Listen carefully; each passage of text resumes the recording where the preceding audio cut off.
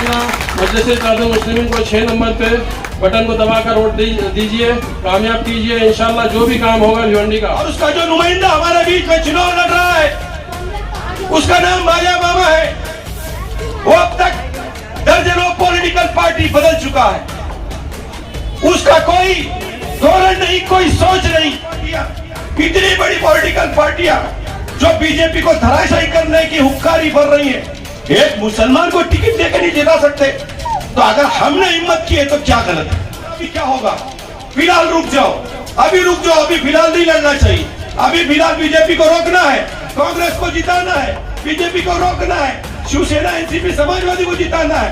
ये बोल बोल कर हमें 75 साल गवा दिए।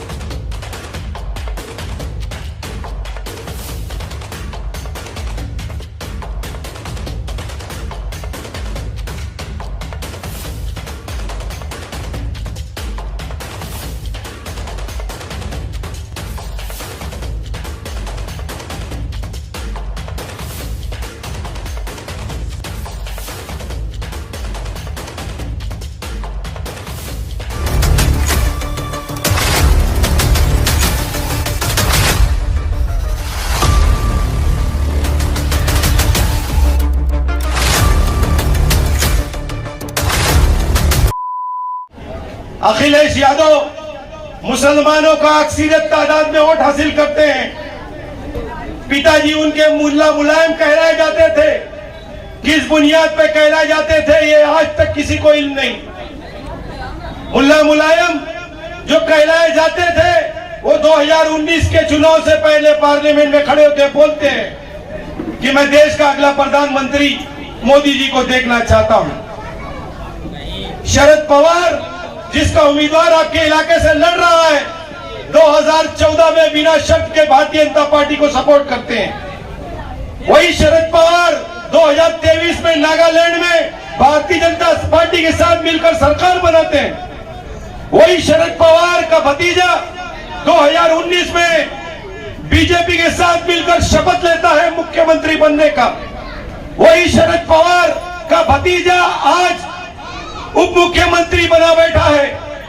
वही शरद पवार जिसका कोई ठिकाना नहीं हमारे बीच में सेकुलरिज्म की बुनियाद पर वोट मांगने आ रहा। और उसका जो नुमाइंदा हमारे बीच में चुनाव लड़ रहा है, उसका नाम माया मामा है।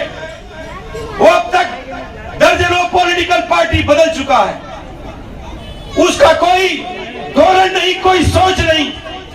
उसको सिर्फ कामयाबी हासिल करना है, चाहे वो भारतीय जनता पार्टी से जीते, चाहे वो कांग्रेस पार्टी से जीते। इसी चक्कर में वो 2024 के चुनाव से पहले शिवसेना पार्टी शिंदेगढ़ में जा बैठा कि टिकट मिलेगा। लेकिन जब उसे इस बात का इल्म हुआ कि बीजेपी को सीट जा रही है तो बीजेपी से टिकट मांगने लगा। जब वो देखा कि बीजेपी से टिकट पाना मुमकिन नहीं तो राष्ट्रवादी शरद पवार को पकड़कर पैसे की बुनियाद पर टिकट हासिल किया। अरे एक आदमी जिसका कोई नज़्मुल है नहीं, जिसका कोई मकसद नहीं, जिसके दिल में आरएसएस की विचारधारा बसी हुई दिख रही है, कल को मुसलमानों के साथ नाइंसाफी हुई तो वो मुसलमानों के लिए खड़ा होगा क्या? पहला ये सवाल है। हमें फौज देने वाला, हमें इज्जत देने वाला, हमें रिस्क देने वाला, हमें पैदा करने वाला वही है। लेकिन हमारे बीच में चुनाव में एक बात रखी जाती है कि फिर बीजेपी आएगी, हमारा क्या होगा? अरे किसी कांग्रेस एनसीपी समाजवादी के लीडर ने आपके बच्चों को तालीम नहीं दिया, आपके बच्चों को रोजगार नहीं दिया। आपके इस इलाके शांतिनगर में एक बच्चा आप नहीं बोल सकते कि जो सरकारी नौकरी पर है। हुकूमतें आपके इलाके से बनती हैं, मुस्लिम वोट पे बनती है। इन सो कॉल्ड सेकुलर पार्टियों की हुकूमतें बन बनकर हमने देखा कि हमारे साथ कुछ नहीं हुआ। मेरा ये यकीन है कि पैगंबर मोहम्मद सल्लल्लाहु अलैहि वसल्लम की बातों पर अमल करना ही सुन्नत है। आपका एक कौल था कि वो कौम कभी तरक्की नहीं कर सकती जो जुस्तुजू जद्दोजहद नहीं करना चाहती। हमने जुस्तुजू जद्दोजहद करना क्यों छोड़ दिया?